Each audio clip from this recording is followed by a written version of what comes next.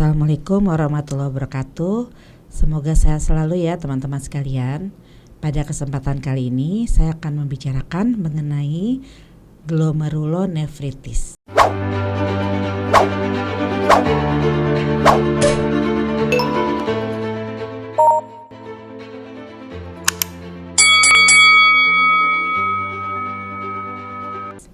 Mungkin ada sebagian dari kita ada yang sudah memahami atau mengetahui tentang penyakit glomerulonefritis ya. Nah, sebelum kita bahas masalah itu, ada baiknya kita mengenal organ-organ di sistem urinaria ya. Pada gambar ini kita lihat ginjal kita ada dua ya, di kanan dan di kiri. Ginjal adalah organ tubuh yang terletak di dekat bagian tengah punggung pada dua sisi tulang belakang, tepat di bawah tulang rusuk pada bagian belakang.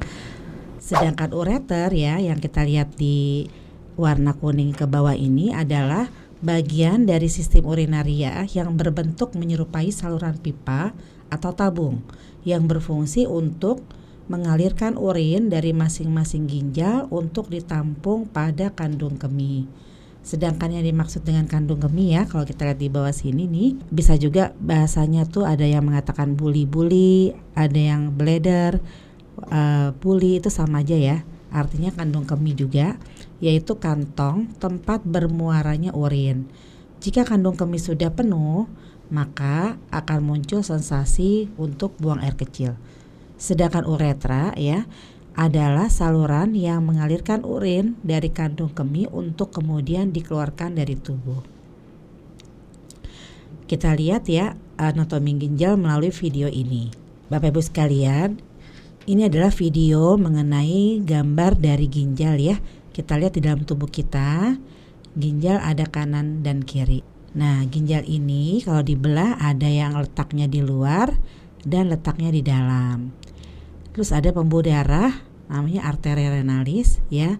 Lalu ada kita sebut dengan kapsul Bowman. Kapsul Bowman ini yang menutupi glomerulus. Nah, kita lihat di glomerulusnya ini ya, yang warnanya merah adalah seperti kumpulan dari kapiler atau pembuluh darah kecil yang seperti menggulung, yang sangat baik sekali fungsi untuk mengeluarkan atau memfiltrasi aliran darah.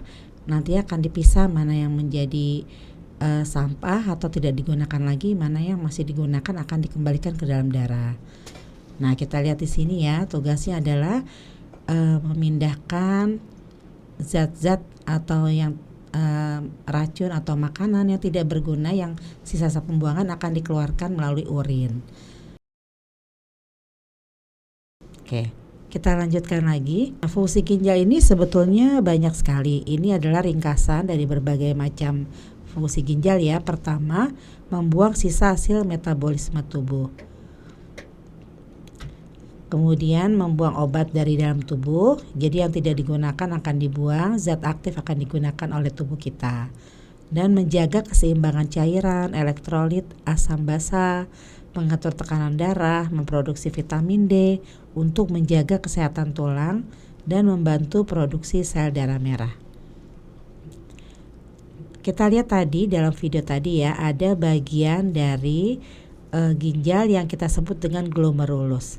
Nah, glomerulus ini dibentuk oleh beberapa gelung anastomosis kapiler yang berasal dari cabang arterial afferent glomerulus. Jadi nanti teman-teman bisa menyaksikan lagi videonya ya. Jadi ada pembuluh darah yang masuk ke dalam gelung-gelung itu. Nah, itulah kumpulan dari arteri atau kapiler, itulah yang kita sebut dengan glomerulus, yang berfungsi untuk menyaring sisa zat-zat makanan atau zat yang tidak digunakan, kemudian membuang cairan dan elektrolit yang berlebih dari tubuh kita.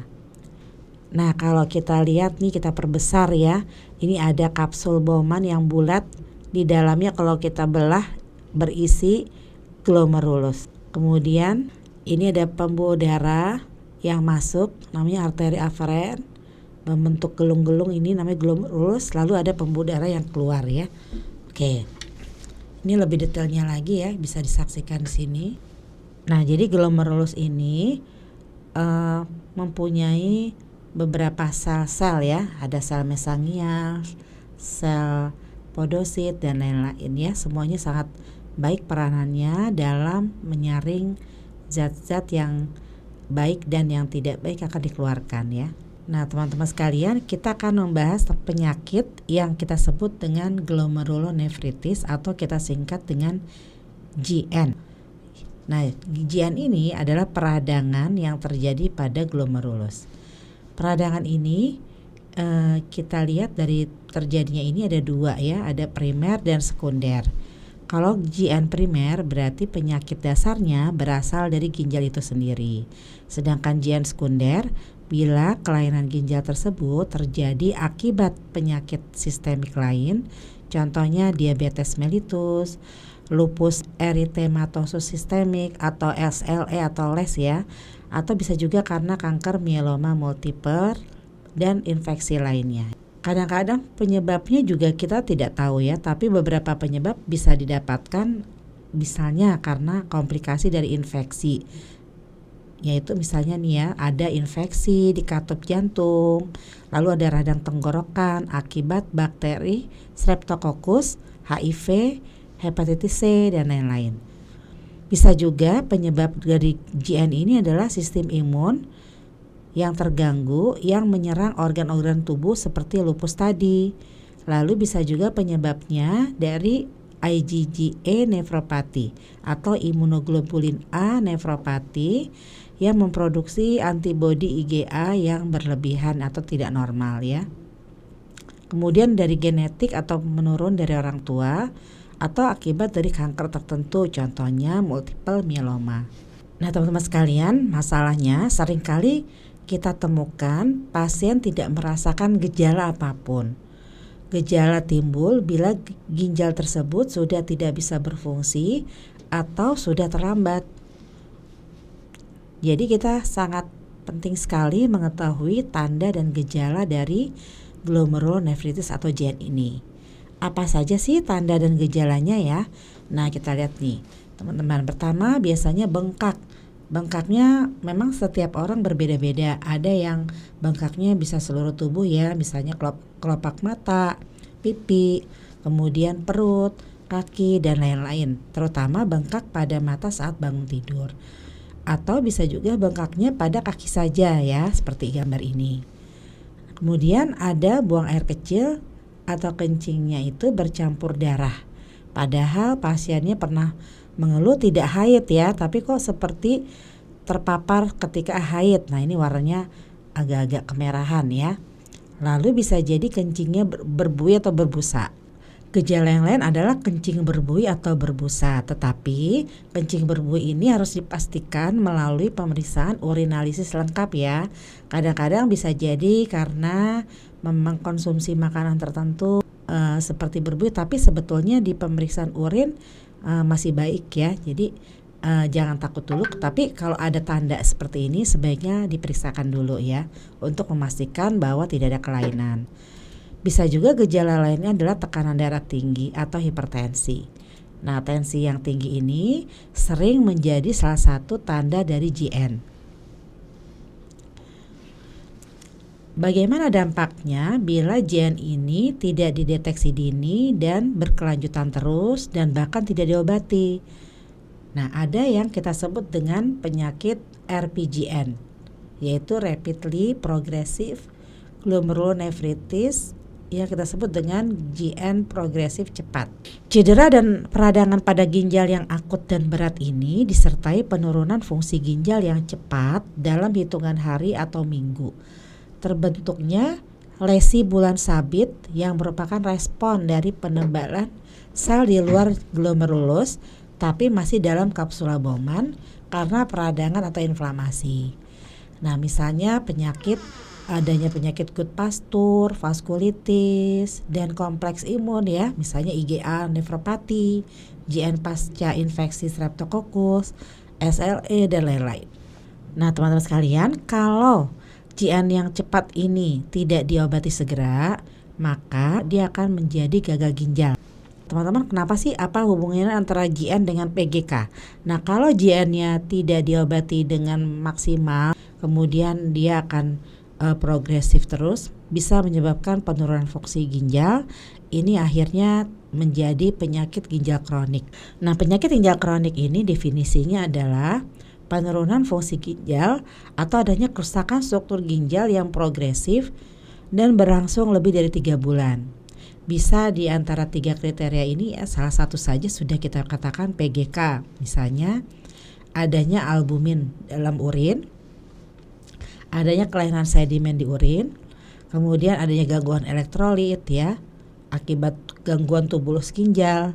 Lalu dalam pemeriksaan histopatologi adanya kelainan dan kerusakan struktur misalnya pada USG, atau adanya riwayat transplantasi pada ginjal ya, misalnya pasiennya pernah mendapatkan ginjal di rumah sakit misalnya. Nah, berarti kalau ada seperti ini, salah satu saja kita bisa mengatakan PGK kalau sudah berlangsung lebih dari 3 bulan. Atau selain dari kriteria di atas, bisa juga adanya penurunan laju filtrasi glomerulus atau LFG, atau bahasa Inggrisnya glomerular filtration rate atau IGFR yang kurang dari 60. Kita mengenal adanya stadium dari penurunan fungsi ginjal. Ada stadium 1, 2, 3 dibagi 2 ya, 3A, 3B, stadium 4 dan stadium 5. Kalau stadium 1 di mana laju filtrasi glomerulusnya masih di atas 90, ini kita bilang masih normal atau tinggi disertai bukti kerusakan ginjal. Lalu stadium 2 itu kalau LFG-nya 60 sampai 89 dikatakan ini sedikit menurun ya fungsinya dan disertai bukti kerusakan ginjal. Sedangkan 3 dan 3B kita bisa lihat ya, kalau 3A 45 sampai 59, 3B 30 sampai 44. Ini artinya terjadi menurun sedang dengan atau tanpa bukti adanya kerusakan ginjal. Sedangkan yang stadium 4 laju filtrasinya antara 15 sampai 29, artinya ada penurunan berat dengan atau tanpa bukti adanya kerusakan ginjal. Sedangkan stadium 5 di mana laju filtrasinya di bawah 15, nah inilah kita sebut dengan gagal ginjal. Jadi penyakit ginjal kronik ya, kalau misal kita lihat kita sebut dengan cepat bila secara konstan turunnya itu lebih dari 5 ml per menit per 1,73 meter square dalam 1 tahun. Kalau kita lihat dari gambar ya teman-teman ya, ada stadium 1 seperti ini, artinya fungsi ginjalnya masih baik, kurang lebih 90-100% ya, masih banyak sel-sel ginjalnya. Sedangkan stadium 2 di mana fungsi ginjalnya tinggal 89-60%. Stadium 3A juga makin menurun, stadium 4 tinggal 15-29%. Kalau kita lihat gambarnya di stadium 5 hanya sedikit sekali yang masih hidup ya, yang kita sebut dengan gagal ginjal. Kalau lihat dari gambarnya masih awal-awal masih bersih, masih bagus, masih licin permukaannya ya. Lalu stadium 2 sudah mulai berkerut, stadium 3 mulai mengecil, 4 makin mengecil, 5 sudah sangat berbeda warnanya menjadi menghitam dan mengecil. Nah, sebaiknya apa yang harus kita lakukan kalau kita mendapatkan pasien dengan GN ya? Tanda-tanda yang harus kita ambil adalah adanya gangguan pada urin. Nah, jadi nanti akan diperiksa urin lengkap ya. Lalu kita periksa juga albumin kreatinin rasio atau protein kreatinin rasio dari urin pasien, itu langsung aja sewaktu diambil ya pada pagi hari. Kemudian dalam darahnya kita ambil nilai urium, kreatinin, bila perlu cystatin C ya. Kemudian langkah selanjutnya ya, setelah kita melakukan pemeriksaan fisik, kita beranamnesis atau bertanya ya tentang riwayat penyakit pasien, keluhannya. Lalu jangan lupa kita melakukan pemeriksaan darah tadi, pemeriksaan urin, kita lakukan USG ginjal dan kandung kemih. Lalu bila perlu dan kalau memang memungkinkan, kita lakukan biopsi ginjal. Nah, teman-teman, ini adalah contoh dari beberapa pasien ya yang kita lihat dari hasil urin lengkap. Nah, untuk urin lengkap yang kita tayangkan ini adalah urin lengkap yang normal. Nah, kita lihat nilai rujukannya ya. Kalau yang warna itu kuning, itu masih normal ya. Nilai rujukannya juga kuning, kejernihannya jernih. Berat jenisnya juga masih dalam batas normal, yaitu antara 1015 ya sampai 1025. Sedangkan pada pasien ini 1020, jadi masih dalam range normal.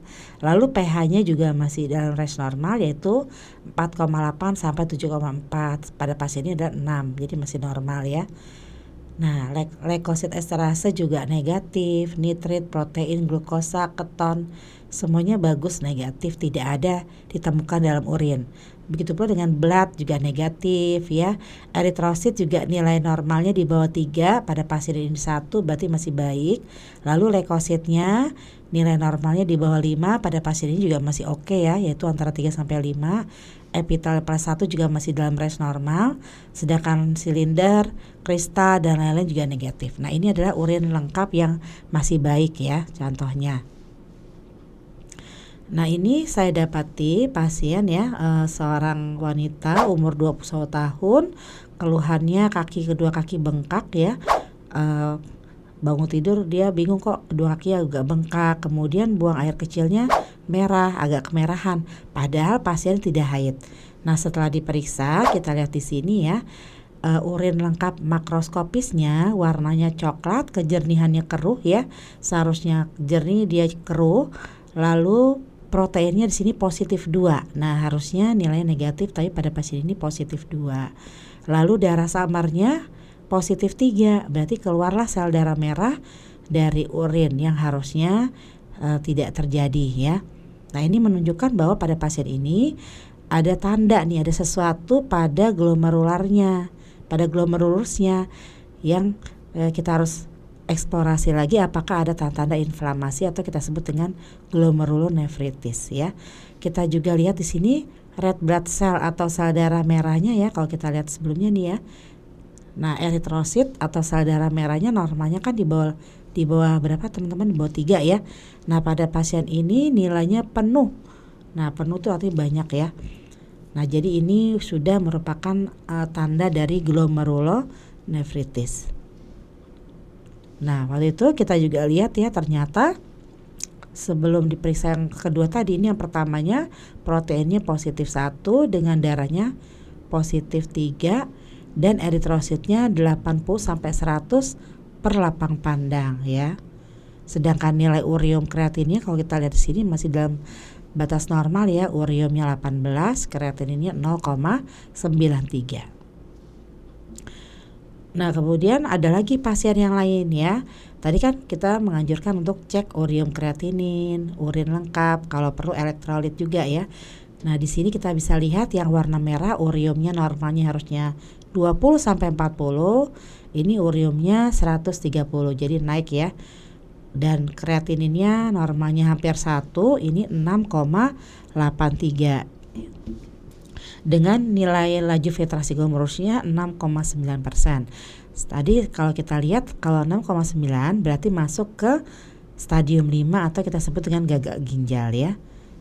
Nah, di sini ada juga tanda yang lain, kaliumnya sudah di atas normal. Normalnya adalah 3,5 sampai 5, pada pasien ini 5,8 ya. Oke, kemudian kita lihat lagi nih pada pasien yang lain ya. Kakinya bengkak ya, matanya kelopak mata juga bengkak. Ternyata pada pemeriksaan urin lengkap kita lihat di sini proteinnya positif 4 ya. Kurang lebih 1000 mg per desiliter. Lalu bloodnya juga ditemukan positif 1 ya. Nah, ini merupakan awal tanda dari curiga ke arah glomerulonefritis. Nah, teman-teman sekalian, lalu bagaimana kita bisa menentukan jenis atau penyebab dari glomerulonefritis ini? Nah, sebaiknya kita lakukan yang kita sebut dengan biopsi ginjal. Apa itu biopsi ginjal dan bagaimana caranya? Nanti akan lebih jelas kalau kita sama-sama menyaksikan video berikut ya. Nah, caranya adalah sedikit kita mengambil jaringan ginjal melalui jarum biopsi yang panjang. Agar tidak sakit, dilakukan pemberian obat anestesi lokal ya, atau suntik di sekitar kulitnya itu atau bius lokal. Biasanya dokter akan dibantu dengan USG sehingga nanti ada penandanya untuk memasukkan jarum ke dalam jaringan ginjalnya. Jadi gunanya biopsi ini ya teman-teman sekalian untuk memastikan apakah penyebabnya ini primer atau sekunder ya. Walaupun misalnya primer pun juga kita bisa bedakan apakah jenisnya yang ringan atau yang lebih berat ya, sehingga kita bisa memberikan pengobatan yang lebih akurat. Ya, misalnya apakah ini karena sistem imun kompleks, misalnya karena penyakit nefropati IgA atau karena penyakit lupus ya, atau bisa juga penyakit karena FSGS ya dan lain-lain. Jadi nanti bisa bertanya dengan dokternya hasil dari biopsi tersebut. Nah, bila sudah mendapatkan hasil biopsi, ini sangat baik sekali untuk memandu pengobatan ya. Nah, jaringan biopsi ini kita kirimkan ke laboratorium patologi anatomi ya. Biasanya kita diberikan waktu tunggu sekitar 14 hari ya, kurang lebih antara 10 sampai 14 hari. Dibutuhkan minimal 2 jaringan, syukur-syukur bisa 3 jaringan ya. Yang satu untuk pemeriksaan mikroskop cahaya sehingga kita bisa ketahui jenis dan tingkat keparahan atau peradangannya. Kemudian satu lagi untuk pemeriksaan immunofluorescence. Ini gunanya untuk menilai jenis reaksi radang atau adanya endapan protein peradangan. Ini kita bisa saksikan ya teman-teman sekalian, biopsi ginjal ya. Nah, kita sama-sama.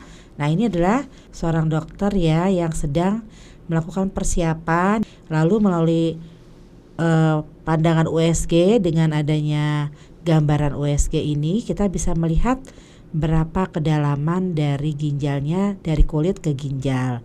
Nah, ini tadi ya pemberian anestesi lokal, lalu kemudian setelah ditandai dimasukkan jarum ya.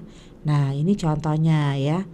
Nah, ini contohnya misalnya kalau ada sesuatu tumor gitu ya, tapi kalau pasien yang GN mungkin seperti ini aja yang diambil tuh.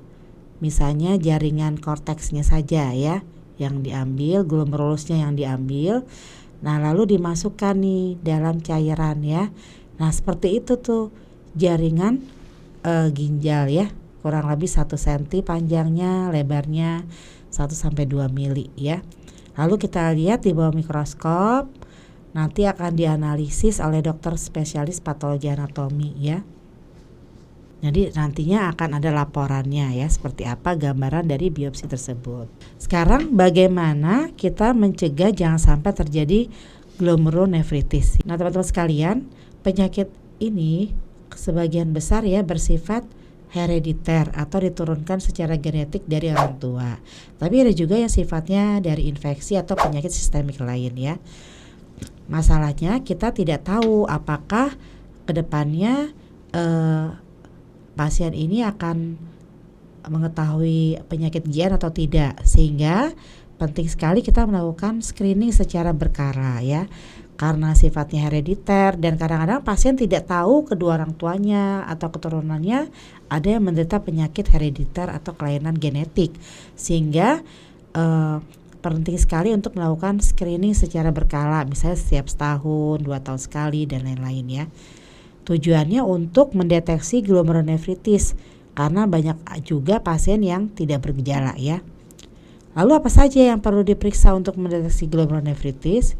Misalnya urin lengkap, urium, kreatinin, paling tidak itu yang harus diperiksa supaya kita tahu lebih cepat sehingga pengobatannya lebih akurat dan lebih penyembuhannya lebih cepat kalau kita mendapatkannya secepat mungkin ya. Nah, teman sekalian, ada beberapa hal yang dapat dilakukan untuk mencegah glomerulonefritis.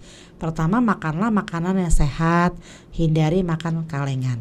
Nah, teman-teman bisa menyaksikan ya video lain tentang gaya hidup sehat, yaitu jelaskan di materi tentang hipertensi, nanti akan dijelaskan modifikasi gaya hidup yang sehat ya. Kemudian kelolalah tekanan darah dengan konsumsi makanan rendah garam ya, olahraga teratur dan minum obat-obatan yang rutin. Berikutnya, hindarilah infeksi dengan menjaga hygiene ya, seks yang aman, hindari narkoba, pembuatan tato kalau bisa dihindari ya. Yang kita khawatirkan apa sih? Yaitu HIV, infeksi HIV, dan hepatitis B juga hepatitis C. Yang kalau kita lihat komplikasi juga bisa membuat peradangan di ginjal. Kemudian hindarilah obat-obatan yang potensi merusak ginjal. Misalnya obat-obatan nyeri yang berlebihan, itu harus dihindari. Kemudian kelolalah penyakit diabetes dan lupus apabila menderita penyakit tersebut. Nah, teman-teman sekalian, itulah kira-kira gambaran mengenai glomerulonefritis. Kalau kita sudah terkena glomerulonefritis, kalau pengalaman pribadi saya ya, saya akan rujuk ke rumah sakit yang ada fasilitas biopsi ginjal, sehingga nantinya akan dilakukan pemeriksaan biopsi ginjal untuk mengetahui jenisnya seperti apa. Dan akhirnya obatan yang akan diberikan akan lebih baik ya, akan lebih terarah, tidak menduga-duga, dan pengobatannya adalah jangka panjang. Jadi saya sarankan teman-teman sekalian atau keluarga kita, kalau ada yang menderita GN, jangan bosan untuk minum obat tiap hari ya, rutin terus ya, nggak boleh putus, dan nantinya harus rutin kontrol ke poliklinik ginjal hipertensi. Mungkin itu saja teman-teman sekalian. Nanti untuk lebih lengkapnya akan kita saksikan di video-video lainnya ya, yang mengenai penyakit ginjal kronik atau tentang hipertensi. Terima kasih. Assalamualaikum warahmatullahi wabarakatuh.